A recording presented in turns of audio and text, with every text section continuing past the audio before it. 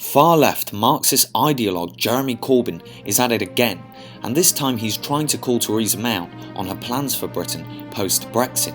Now, the amount of economic illiteracy that's in this, and just general idiocy, is absolutely insane. So have a listen to this.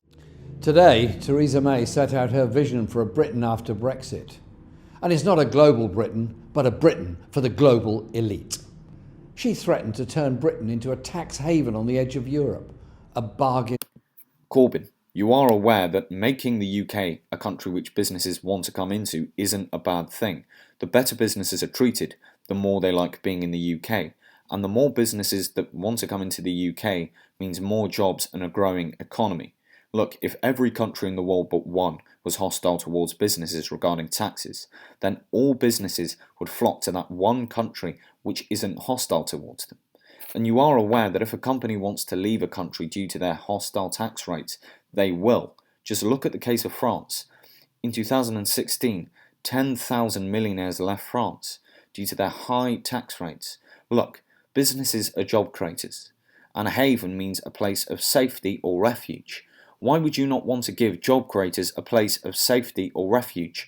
That seems illogical, but you don't seem to care about what's best for the economy.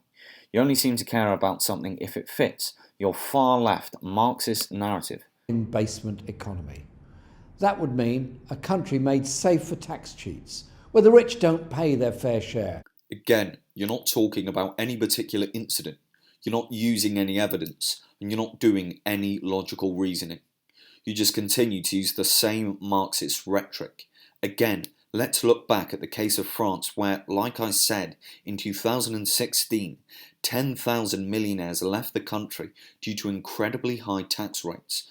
Remember, people don't have to stay in Britain. And let's just put taxes aside for a minute and look at what the rich bring to the country. How about jobs and spending? And let's put wealth distribution into perspective. Walmart is the biggest employer in America. They have around 2 million employees in the US. The CEO makes around $20 million a year. If we took that money away from him, we would have just given $10 to every employee in the US for the year. With low wages and worse conditions, and our public services run in. Now, when you say public services being run into the ground, I imagine you either mean being privatised or not having enough funding. Now, what does this have to do with leaving the European Union? I mean, the type of services which the European Union fund are like art services, things which, will fund, fund art services in Wales, music services, but these aren't essential. I mean, it's basically sugar on the cyanide. We're talking about the NHS here. We're talking about the railway service. The NHS would actually benefit from leaving the European Union no matter what government, because we would have more money to spend in it. This is actually been proven. I'm not one of these people on the Leave campaign who'd say, look, that 350 million would go into the NHS. But what I am saying is that we'd have a lot more money to put into the NHS. This rhetoric that you're using doesn't have anything to do with the topic. It's completely irrelevant, and it just shows your lack of word choice. That's not what anyone voted for. Most people voted to take back control, not to have the system rigged against them even more. Okay, Mr. Corbyn, now that's one thing that we can agree on. People don't want the system rigged against them, but look at the European Union and look how the system is rigged against the people. The bureaucrats in the European Union are held completely unaccountable for their actions. Big business owners can lobby in the European Union, and they set regulations so high for small businesses, and the big corporations can keep up with them. It's part of a Euro plan, and I know the word plan makes me sound like a conspiracy theorist, but it's true. Look it up. But, you're not offering a policy prescription. All you're saying is the system's going to be rigged against them. But how? And what would you do to solve that? You're just putting down an attack on Theresa May, but as I said, you're not offering a policy prescription. What would you do? Attacking Theresa May isn't going to help anyone. It shows, you want people to vote for you. Not many people are going to vote for you. You're not going to do that well. Most of the people in the Labour Party, the same people in the Labour Party are now voting for the Lib Dems, Conservative, and those, albeit often on the far left, are voting UKIP because of immigration.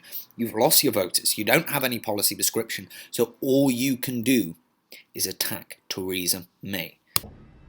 Whether you voted Leave or Remain, nobody voted to be poorer. So stop trying to tax the shit out of them, Jeremy. For tens of billions of tax cuts for the wealthiest, or to be a bargain basement tax haven on the edge of Europe. Brexit is happening, but Theresa May confirmed today that she won't build a better Britain out of it.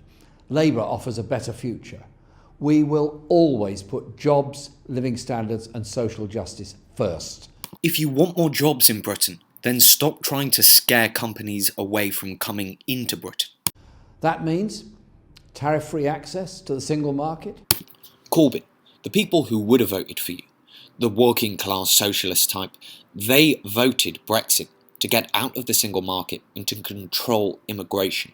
You just gave me evidence of how you do not care about the single issue that working class people are affected by the most, mass immigration. I mean, do you ever just think to yourself that the working class socialist, hard left people who would have voted for you are voting for Theresa May, and they vote Theresa May and the Tory party over you? Do you ever think that? And this is to any far left Corbyn voter, right? This is to anyone who supports Corbyn. Do you ever think that? Right? Because it's happening, and Corbyn does not give a shit about that issue. Free access to the single market. Christ. A government that intervenes to develop a modern, high-tech economy that intervenes to develop Oh God, central planned economy. Fucking commie. a modern, high-tech economy with high skills and high wages, improving rights at work and ending the exploitation of migrant. Let's get real here, Corbyn. The only reason anyone would want a large amount of poor immigrants in this country is for lower wages. This increases business productivity and means that the prices go down. You've just said, okay, let's open the border to massive amounts of poor immigrants, but cancel out any of the benefits that anyone would want them here for. Absolutely ridiculous. At least when Tony Blair let in huge amounts of poor migrants, it basically brought along those benefits to business. Once again, you're proving that you're a complete retard. But saying that, at least you found some people who'll fucking vote for you. And also, you keep on talking about the global elite and how you're so against them. But Corbyn, you backed Remain. You supported a European Union that was for the global elite. You wanted Britain to be run by the global elite. The people who don't vote for you, the people who don't like your immigration policies, didn't like your stance on Europe, they didn't vote for you. They voted Brexit and UKIP because they were against the global elite. You're a fucking sellout, Corbyn. You're a fucking sellout. Or a government that, with the British Commie people, faggot. takes them on. You commie faggot. You commie faggot. The honourable member is saying is that he would rather the poor were poorer, provided the rich were less rich. That way you will never create the wealth for better social services. I'm a cock, fuck my lover, fuck my sister, fuck my mother, fuck my country, fuck my race, then finish on my face. You commie faggot.